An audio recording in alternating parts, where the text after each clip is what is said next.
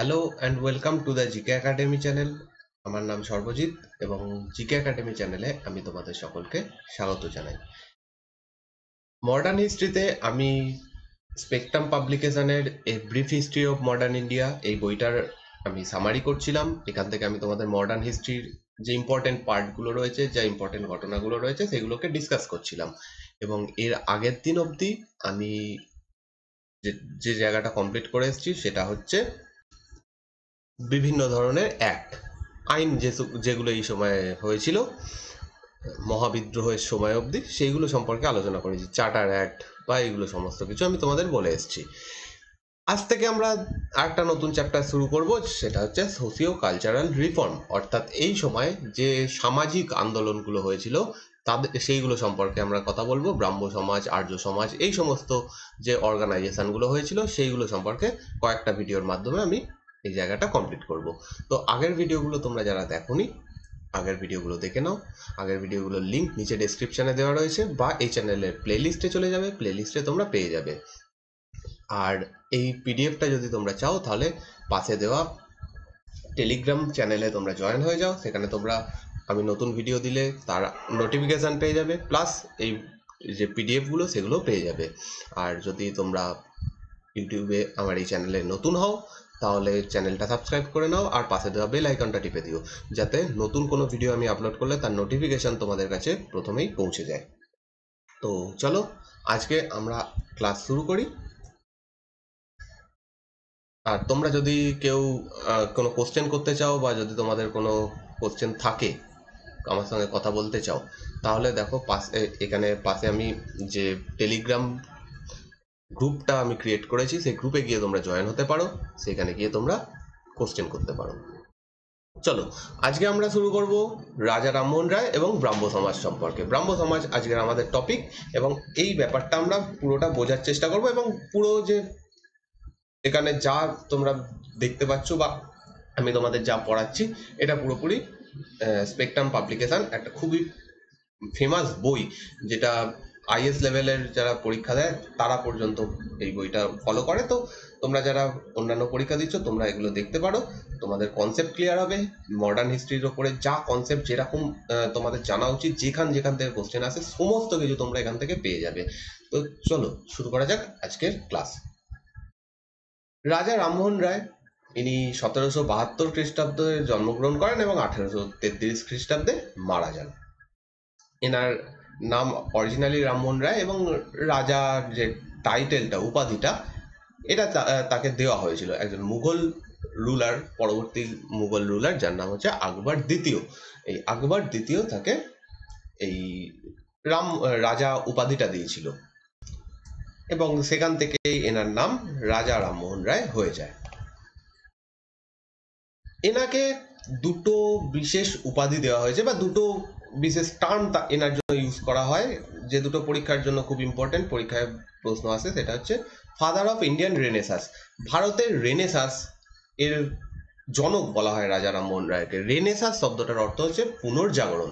তো ভারতের জাগরণের যিনি ফাদার, জনক, তিনি হচ্ছেন রাজা রামমোহন রায়। এবং এনাকে আর একটা টার্ম দেওয়া হয়েছে, সেটা হচ্ছে মেকার অফ মডার্ন ইন্ডিয়া, আধুনিক ভারতের রূপকার।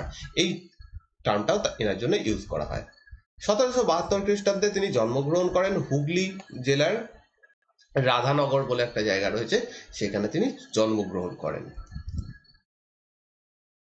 রামমোহন রায় একজন মডার্ন ব্যক্তি ছিলেন, মানে তিনি তার সময়ের থেকে অনেকটা আগে চিন্তা করতেন। তার চিন্তা ভাবনায় অনেকটা বেশি আধুনিকীকরণ বা আধুনিক ব্যাপারটা ছিল। তিনি তখনকার যে সমাজ, তখনকার যে পড়াশুনো, বিদ্যা, এই সমস্ত জিনিসগুলোতে রিফর্ম চেয়েছিলেন। হিন্দু ধর্ম সমস্ত কিছুতে তিনি রিফর্ম চেয়েছিলেন, এবং তিনি যেটা করতে চেয়েছিলেন সেটা হচ্ছে আজকের সেই সময় উপযোগী যে জিনিসটা, সেটা তিনি চেয়েছিলেন।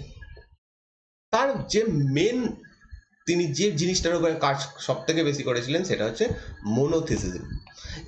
এই শব্দটার অর্থ হচ্ছে মোনোথিসম। এই শব্দটার অর্থ হচ্ছে একেশ্বরবাদ।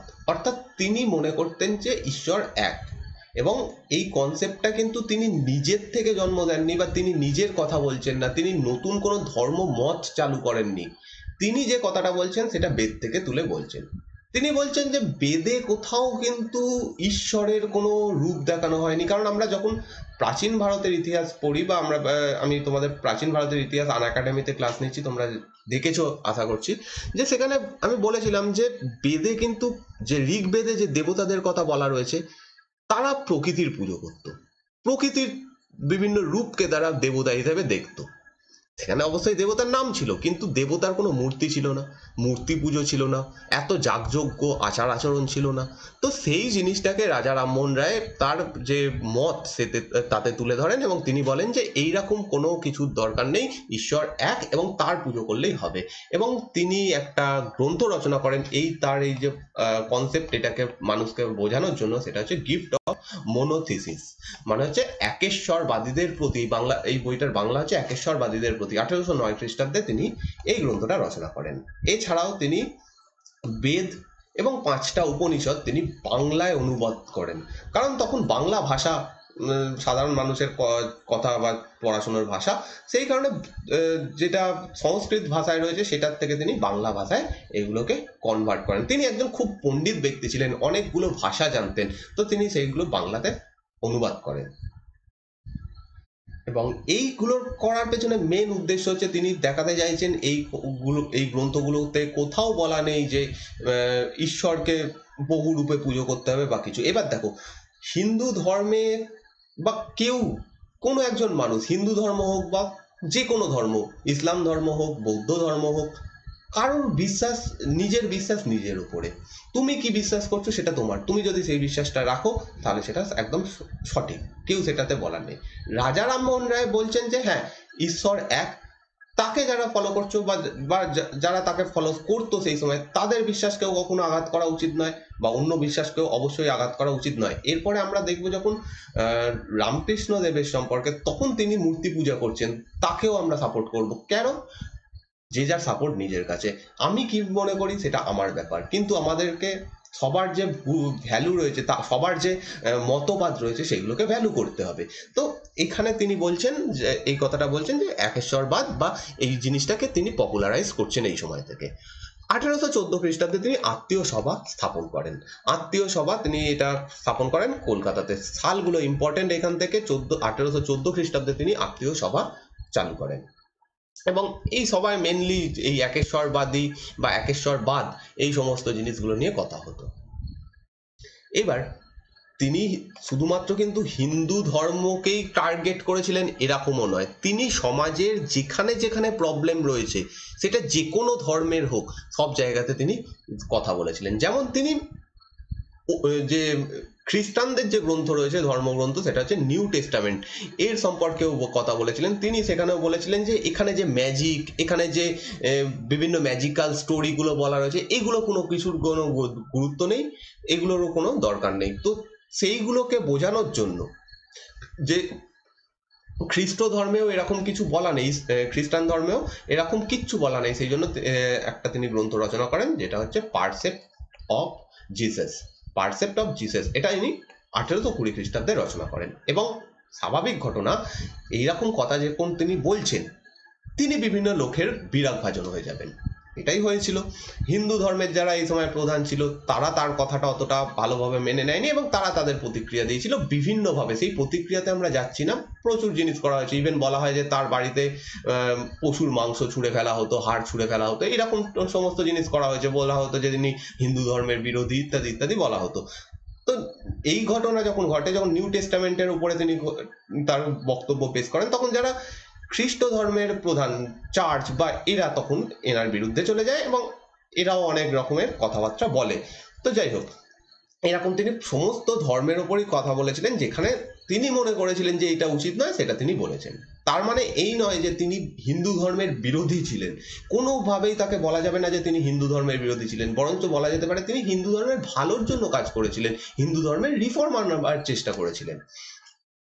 1828 খ্রিস্টাব্দের আগস্ট মাসে তিনি ব্রাহ্ম সভা গঠন করেন। প্রথমে তিনি ব্রাহ্ম সভা বলে একটা সংগঠন অর্গানাইজেশন তৈরি করেন, যেটা পরবর্তীকালে ব্রাহ্ম সমাজ নাম দেওয়া হয়। অনেক জায়গাতে বলা রয়েছে যে 1930 খ্রিস্টাব্দে ব্রাহ্ম সমাজ, এই ব্রাহ্ম সভাটা চেঞ্জ হয়ে ব্রাহ্ম সভা সমাজ হয়, কিন্তু এক্স্যাক্টলি এটা কতটা সত্যি সেটা আমি নিজেও জানি না, কারণ আমিও অনেক জায়গায় দেখেছি যে 1930 খ্রিস্টাব্দে ব্রাহ্ম সমাজ তিনি গঠন করেন। তো যদি কোথাও কোশ্চেন আসে 1828 বা 30 দুটো সাল থাকবে, দুটো একসাথে থাকবে না, তো সেটার কোনো একটা অ্যান্সার হবে 1828। অধিকাংশ জায়গায় ইভেন এনসিআরটিও বলছে 1828 খ্রিস্টাব্দে তিনি ব্রাহ্ম সভা গঠন করেন, তারপরে সেটার নাম চেঞ্জ হয়ে গিয়ে হয়ে যায় ব্রাহ্ম সমাজ। এই সমাজের এই যে অর্গানাইজেশনটা ব্রাহ্ম সমাজ, এর মেন উদ্দেশ্য ছিল হচ্ছে হিন্দু ধর্মকে পিওর করা। যে যে এগুলো ঢুকে গেছে, এর মধ্যে অনেক নেগেটিভিটি ঢুকে গেছে, সেইগুলোকে করা। যেমন অনেক জিনিস আমরা জানি এই সময় হিন্দু ধর্মে খারাপ ছিল, অবশ্যই মানতে হবে এটা, তো যে এই সময় অনেক কিছুই খারাপ হয়ে গেছিল। প্রথম কথা, সতীদাহ প্রথা, এইরকম একটা নির্বিচার মানে একটা নির্বিচারে হত্যা করা, সেটা একদমই খুবই খারাপ জিনিস। আমরা এখনকার মানুষ এটা বুঝতে পারি, একজন মহিলাকে বা যে কোনো একজন মানুষকে জ্যান্ত পুড়িয়ে মারা সেটা খুবই একটা বাজে ব্যাপার, সেটা এই সময় ছিল। এগুলো হিন্দু ধর্মের পার্ট হয়ে গেছিল, যদিও সেটা এইরকম কিন্তু নয় যে হিন্দু ধর্ম এগুলো করার কথা বলছে, কিন্তু এগুলোকে কিছু মানুষ জোর করে ঢুকিয়ে দিয়েছিল। সেই জিনিসগুলোর উপরে এই ব্রাহ্ম সমাজ এবং রাজা রামমোহন রায় কথা বলেন। যে মেন যেটা ঘটনা সেটা হচ্ছে সতীদাহ প্রথা, এই জিনিসটার উপর তিনি অনেক কাজ করেছিলেন এবং তার আন্দোলনের ফলেই মূলত সতীদাহ প্রথা ভারত থেকে বন্ধ হয়ে যায়। যেটা একটু আগে বলছিলাম, তার যারা বিরোধীরা ছিল, মানে যারা সেই সময় অর্থোডক্স গোড়া হিন্দু ধর্মের যারা গোড়া ব্যক্তি ছিল, তারা তার বিরুদ্ধে অনেক কাজ করে। যেমন রাজা রাধাকান্ত দেব, ইনি একজন তখনকার গোড়া হিন্দু ছিলেন এবং তিনি এই ব্রাহ্ম সমাজের বিপরীতে তাদের কথাকে এ করার জন্য, অপোজ করার জন্য তিনি একটা এরকম অর্গানাইজেশন খোলেন, যেটার নাম হচ্ছে ধর্মসভা। ধর্মসভা খোলেন রাজা রাধাকান্ত দেব। 1833 খ্রিস্টাব্দে তিনি মারা যান এবং মারা যাওয়ার পর থেকে ব্রাহ্ম সমাজ যে আন্দোলন, এই ব্রাহ্ম সমাজ আন্দোলন, যেটাকে ব্রাহ্ম আন্দোলন অ্যাকচুয়ালি বলা হয়, সেই আন্দোলনে কিছুটা হলেও একটু পিছিয়ে পড়ে, আবার সেটা উঠে আসবে এর পরবর্তীকালে। কিন্তু যাই হোক, এই সময়টাতে তিনি এই এই আন্দোলনটা কিছুটা পিছনের দিকে চলে যায়। তার এই আন্দোলন, যেটা ব্রাহ্ম আন্দোলন বলা হয়, এই আন্দোলনের মেন টার্গেট কারা ছিল, কি কি জিনিসকে তারা টার্গেট করেছিল? প্রথম তারা টার্গেট করেছিল হচ্ছে মূর্তি পুজো। মূর্তি পুজোর তারা বিরোধিতা করেছিল এবং তারা বলেছিল ভগবান হচ্ছে নিরাকার, তার কোনো আকার নেই, এবং এরা ব্রাহ্ম জ্ঞানে তাকে পুজো করতো, ব্রহ্মার জ্ঞানে তাকে পুজো করতো, তা এখানে এনার কোনো আকার নেই, এটা এরা বিশ্বাস করতো। সেকেন্ড হচ্ছে এরা কাস্ট সিস্টেম, এই জিনিসগুলো খুব ইম্পর্টেন্ট। তিনি কাস্ট সিস্টেম, এই সময় যে বর্ণ প্রথা এতটা বড় আকার ধারণ করেছে, সেই জিনিসটাকে টার্গেট করেছিলেন, তার উপরে তিনি আন্দোলন করেছিলেন। এবং অবতারবাদের তিনি বিরোধিতা করেছিলেন। তো এই সমস্তগুলো ছিল। আর অবশ্যই তখনকার শিক্ষা ব্যবস্থা, তখনকার যে সামাজিক অবস্থা, এই জিনিসগুলোকে তিনি টার্গেট করেছিলেন। তো সেই সোশ্যাল রিফর্মের জন্য সামাজিক দিক থেকে তিনি কি কি কাজ করেছিলেন? সব থেকে বড় তার যে কাজ, সেটা হচ্ছে সতীদাহ প্রথা। এই সতীদাহ প্রথার বিরুদ্ধে তিনি কাজ করেছিলেন, বিভিন্ন প্রচুর আন্দোলন করেছেন। এই আন্দোলন জাস্ট এই ছোট একটা এর মাধ্যমে, ভিডিওর মাধ্যমে সেটা বলা সম্ভব নয়। তোমরা যদি কেউ চাও রাজা রামমোহন রায় সম্পর্কে জানতে, অবশ্যই জানতে পারো। তিনি প্রচুর আন্দোলন করেছিলেন এবং এটা শুরু হচ্ছে 1818 খ্রিস্টাব্দ থেকে। এই আন্দোলনটা, সতীদাহ প্রথার বিরুদ্ধে যে আন্দোলন, সেটা তিনি শুরু করছেন এই এইভাবে। এবং বিভিন্ন দিক থেকে বিরোধিতা আসা, বিভিন্ন জায়গা থেকে এ করা, বিভিন্ন জায়গায় তিনি তর্ক সভায় অংশগ্রহণ করেন, যেখানে যারা গোড়া হিন্দু প্রধান ছিল তারা অংশগ্রহণ করেছিল। যে রামমোহন রায় তাদেরকে বেদ বা উপনিষদ এই সমস্ত থেকে তিনি জানিয়েছিলেন যে কেন এই সতীদাহ প্রথাটা কোথাও বলা নেই। প্রথম কথা, কোথাও এটা কিন্তু বলা নেই, হিন্দু ধর্মের কোনো শাস্ত্রে এই জিনিসটা বলা নেই, তাও হিন্দু ধর্মে এটা চলছিল সেই সময়, সেটা সম্পর্কে তিনি বলেছিলেন যে এরকম কিছু কোথাও বলা নেই। তো যাই হোক, তার এই এফর্টের ফলে, তার এই আন্দোলনের ফলে 1829 খ্রিস্টাব্দে এই সতীদাহ প্রথাকে ক্রাইম হিসেবে গণ্য করা হয়। যে এই সতীদাহ প্রথা প্র্যাকটিস করবে তাকে গ্রেপ্তার করা হবে, তার বিরুদ্ধে ব্যবস্থা নেওয়া হবে, এটা বলে। এবং সেই সময় যিনি গভর্নর জেনারেল ছিলেন তার নাম হচ্ছে Lord William Bentinck. William Bentinck এর সময় এই জিনিসটা বন্ধ হয়ে যায় 1829 খ্রিস্টাব্দে। সেকেন্ড যে রিফর্ম তিনি করেছিলেন সেটা হচ্ছে মডার্ন এডুকেশন। তিনি মডার্ন এডুকেশন বলতে পাশ্চাত্য শিক্ষা এই সময় যেটা হয়েছিল, শুরু হয়ে গেছিল, সেইটা তিনি ভারতে চালু করতে চেয়েছিলেন। কারণ এই সময় যে ভারতের শিক্ষা ব্যবস্থা ছিল সেটা সম্পূর্ণভাবে ধর্ম শিক্ষা ছিল না, সেখানে কোনো বিজ্ঞান, গণিত, ভূগোল এই সমস্ত জিনিস পড়ানো হতো না, যেটা মডার্ন এডুকেশনের মেন অঙ্গ ছিল। তিনি সেটা ভারতে চালু করতে চেয়েছিলেন। যে ভারতীয়রা এতদিন অবধি আমরা জানি প্রাচীন কালে এত জিনিস করে গেছে, বিজ্ঞান সম্পর্কে এত আলোচনা করে গেছে, অঙ্কের এত কিছু বলে গেছে, ভূগোল ইতিহাসের অনেক কিছু জিনিস রয়েছে, সেই সমস্ত জিনিস এই সময় বন্ধ হয়ে যায়, শুধুমাত্র ধর্ম শিক্ষা এই সময় করা হতো। তো সেইটাকে চেঞ্জ করার জন্য তিনি আন্দোলন করেছিলেন এবং তিনি বলেছিলেন যে ভারতে আধুনিক শিক্ষা ব্যবস্থা প্রয়োজন। 1817 খ্রিস্টাব্দে ডেভিড হেয়ার হিন্দু কলেজ প্রতিষ্ঠা করেন। ডেভিড হেয়ার একজন ইংরেজ ছিলেন এবং তিনি এই হিন্দু কলেজ প্রতিষ্ঠা করেন। এই হিন্দু কলেজ প্রতিষ্ঠার পেছনে রামমোহন রায়ের একটা বড় সড়ো ভূমিকা ছিল। এই কলেজটা প্রতিষ্ঠায় রামমোহন রায়েরও যথেষ্ট সাপোর্ট ছিল। 1825 খ্রিস্টাব্দে তিনি নিজে একটা কলেজ স্থাপন করেন যার নাম হচ্ছে বেদান্ত কলেজ। বেদান্ত কলেজ 1825 খ্রিস্টাব্দে স্থাপিত হয়। তিনি বাংলা ভাষার উন্নতির জন্য অনেক চেষ্টা করেন, যেমন তিনি বাংলা ভাষায় গ্রামার বই লেখেন, ব্যাকরণ বই, যেটা প্রথমবার তিনি করেন। মানে এর আগে এরকম গ্রামার বই বাংলা ভাষায় অতটা ছিল না, তো তিনি গ্রামার বই এই সময় বাংলা ভাষায় লেখেন। তিনি নিজে যথেষ্ট পণ্ডিত ছিলেন, এরম নয় যে তিনি কিছু না পড়ে এরকম করছেন। তিনি প্রচুর ভাষায় জ্ঞানী ছিলেন এবং প্রত্যেকটা ভাষায় বিভিন্ন গ্রন্থ তিনি পাঠ করেছিলেন। তিনি সংস্কৃত ভাষা জানতেন, পার্সি ভাষা জানতেন, আরবিক ভাষা জানতেন, ইংলিশ জানতেন, ফ্রেঞ্চ জানতেন, ল্যাটিন জানতেন, গ্রিক জানতেন, হিব্রু জানতেন। এতগুলো ভাষায় তিনি পণ্ডিত ছিলেন, শুধু জানতেন না, তিনি এই বিষয়ে পণ্ডিত ছিলেন। আমরা দুটো ভাষা কি তিনটে ভাষা শিখতেই আমাদের সারা জীবন চলে যায়, কিন্তু তিনি তার এই অল্প জীবনে, খুব বেশি দিন তিনি বাঁচেননি, অল্প কয়েকদিন, মানে তার যে সময়কাল সেটা খুব একটা বড় নয়, কিন্তু তার মধ্যেও তিনি এতগুলো ভাষা সম্পর্কে জ্ঞান অর্জন করেছিলেন, প্লাস এই ভাষায় যে মেন মেন গ্রন্থগুলো সেইগুলো তিনি সব করেছিলেন, মানে পড়েছিলেন। থার্ড, তিনি সমাজের জন্য আরো একটা গুরুত্বপূর্ণ কাজ করেছিলেন। তিনি ভারতে প্রথম সংবাদপত্র জিনিসটাকে পপুলার করে যান। ভারতীয়দের মধ্যে সংবাদপত্র জিনিসটা পপুলার করার যে কৃতিত্ব, এটা সম্পূর্ণভাবে রাজা রামমোহন রায়ের কাছে যায়। তিনি মনে করতেন যে এই প্রেস মানে হচ্ছে সংবাদ মাধ্যম, একে স্বাধীন হওয়া উচিত, এ স্বাধীনভাবে কাজ করবে, তাহলেই তো সে সমাজের যে প্রবলেমগুলো রয়েছে, সমাজে কি হচ্ছে সেগুলোকে তুলে ধরবে। তো তিনি চেয়েছিলেন যে প্রেস এই ব্যবস্থাটা যেন স্বাধীন থাকে, এবং বাংলা, হিন্দি, ইংলিশ এবং পার্সি ভাষায় তিনি বিভিন্ন কাজ এর উপরে করেছিলেন। তিনি কয়েকটা পত্রিকাও প্রকাশ করেন, যেমন 1821 খ্রিস্টাব্দে তিনি প্রকাশ করেন সংবাদ কৌমুদী। 1821 খ্রিস্টাব্দে এটা বাংলা ভাষায় রচিত, মানে রচিত বলা ভুল, এটা বাংলা ভাষায় পাবলিশ হতো। এবার হচ্ছে ফার্সি ভাষায় তিনি একটা সংবাদপত্র পাবলিশ করতেন, যেটার নাম হচ্ছে মিরাট উল আখবার। মিরাট উল আখবার এটা 1822 খ্রিস্টাব্দ থেকে প্রকাশিত হতে থাকে। তো এই কাজগুলো তিনি করেছিলেন।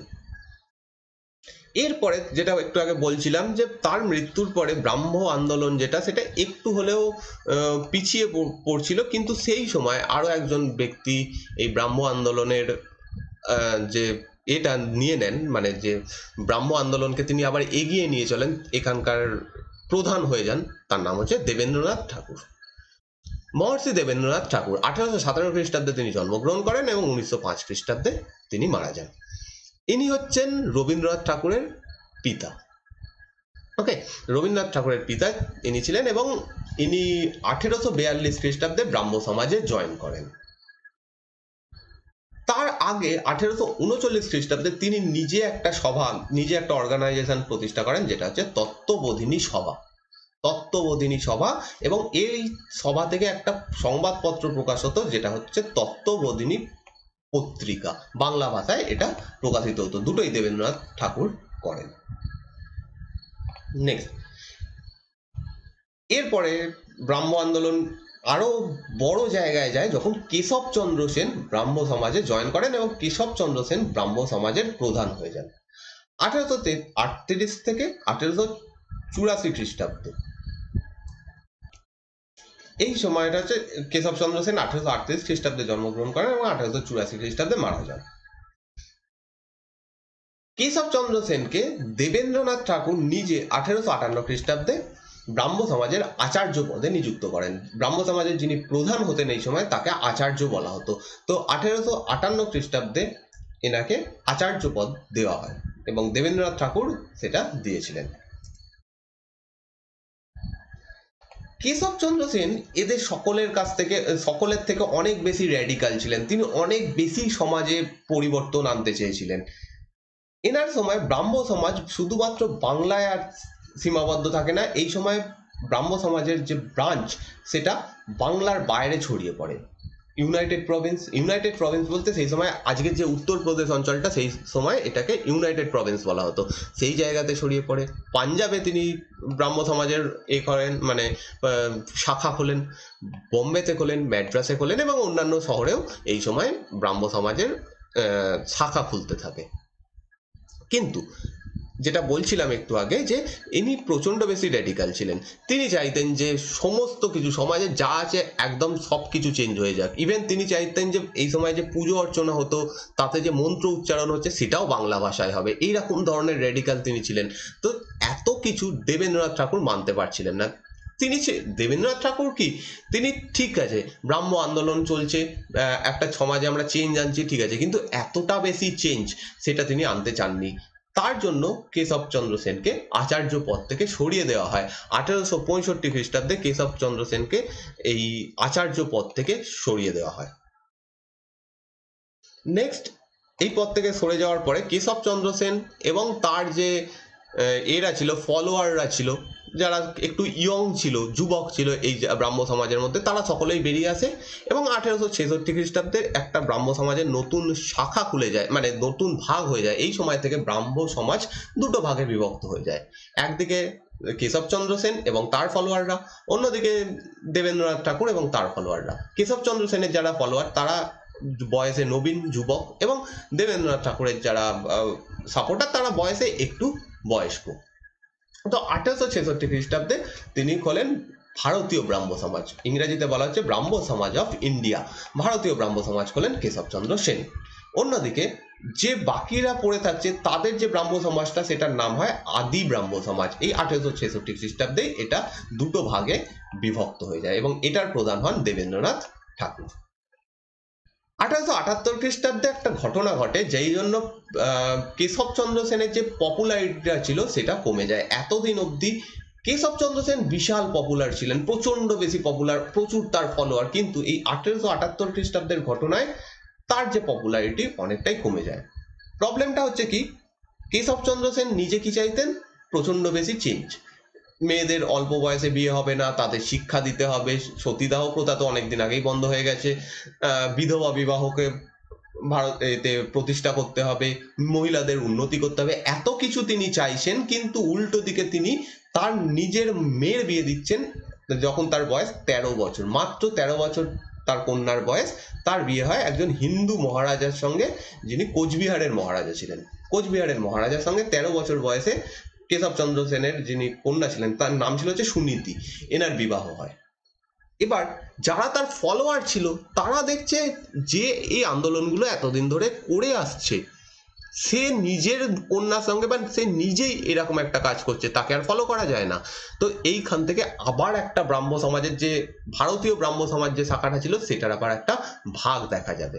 তো এই সময় থেকে এবং শুধু এই বিবাহটা এমনি হয় না, বিবাহটা হিন্দু রীতি মেনে হয়। আর ব্রাহ্ম আন্দোলনের সঙ্গে যারা যুক্ত ছিলেন তাদের যে বিবাহ হতো সেটা ব্রাহ্ম পদ্ধতিতে হতো, সেই রকম কিচ্ছু হচ্ছে না এখানে। তার ফলে তার যে ফলোয়াররা ছিল তার বিরুদ্ধে চলে যায় এবং এই সময় কেশবচন্দ্র সেনের যে ব্রাহ্ম সমাজ তার থেকে যারা তার এই পদক্ষেপগুলো মানতে পারছিলেন না তারা বেরিয়ে চলে আসেন। তো 1878 খ্রিস্টাব্দে এই ঘটনার পরে যারা কেশবের এতদিন ফলোয়ার ছিল তারা বেরিয়েছে নতুন একটা ব্রাহ্ম সমাজ খোলে, সেটার নাম হয়ে যায় সাধারণ ব্রাহ্ম সমাজ। 1878 খ্রিস্টাব্দে এই সাধারণ ব্রাহ্ম সমাজ খোলা হয় এবং এই সাধারণ ব্রাহ্ম সমাজের যারা মেন ফাউন্ডার ছিলেন বা প্রধান প্রধান ব্যক্তি ছিলেন তারা হচ্ছেন শিবনাথ শাস্ত্রী, আনন্দমোহন বোস, দ্বারকানাথ বন্দ্যোপাধ্যায়, উমেশ চন্দ্র দত্ত। এছাড়াও অনেকজন ব্যক্তি রয়েছেন, কিন্তু এরা মেন ফাউন্ডার। এরা 1878 খ্রিস্টাব্দে এই সাধারণ ব্রাহ্ম সমাজ এটা খোলে। অন্যদিকে কেশবচন্দ্র সেন আরো কিছুদিন পরে, 2 বছর পরে 1880 খ্রিস্টাব্দে একটা নতুন অর্গানাইজেশন খোলেন যেটার নাম হচ্ছে নববিধান ব্রাহ্ম সমাজ। যদিও এই সময় কেশবচন্দ্র সেনের পপুলারিটি অতটা ছিল না, আর তিনি আগে যতটা পপুলার ছিলেন, যতটা তিনি কাজ করেছেন, যতটা তার ফলোয়ার ছিল, এই সময় এই নববিধান ব্রাহ্ম সমাজ খোলার সময় তার অত পপুলারিটি ছিল না। তো যাই হোক, এইভাবে ব্রাহ্ম আন্দোলন হয় এবং ফাইনালি একটা টাইম আসে যে ব্রাহ্ম আন্দোলন অনেকটা বেশি স্থিমিত হয়ে পড়ে, এই আন্দোলনটা অনেকটা বেশি কমে যায়। আজও ব্রাহ্ম সমাজ রয়েছে, সেখানে শিক্ষাদান করা হয়। তো আন্দোলনটা মোটামুটি এই সময় থেকে আস্তে আস্তে দুর্বল হতে শুরু করে এবং এরপরে অন্যান্য যে আন্দোলনগুলো আসে সেইগুলোতে চাপা পড়ে যায়। তো এই হচ্ছে আজকের ব্রাহ্ম সমাজ সম্পর্কে ডিসকাশন। তোমাদের যদি কোনো কোশ্চেন থাকে এরপরে আমাকে করতে পারো, কমেন্ট করে করতে পারো, বা টেলিগ্রাম গ্রুপে গিয়ে আমাকে করতে পারো কোশ্চেন। আর পরের দিন আমরা বাকি যে আন্দোলনগুলো রয়েছে সেইগুলোর কয়েকটা একসাথে করব, যেমন আর্য সমাজ রয়েছে, এই সমস্ত জিনিসগুলো আমরা পরের দিনের ভিডিওতে দেখব। তো এই ভিডিওটা এই অবধি থাকছে, যদি ভালো লাগে অবশ্যই লাইক করে দিও এবং এই ভিডিওটা দেখার জন্য ধন্যবাদ।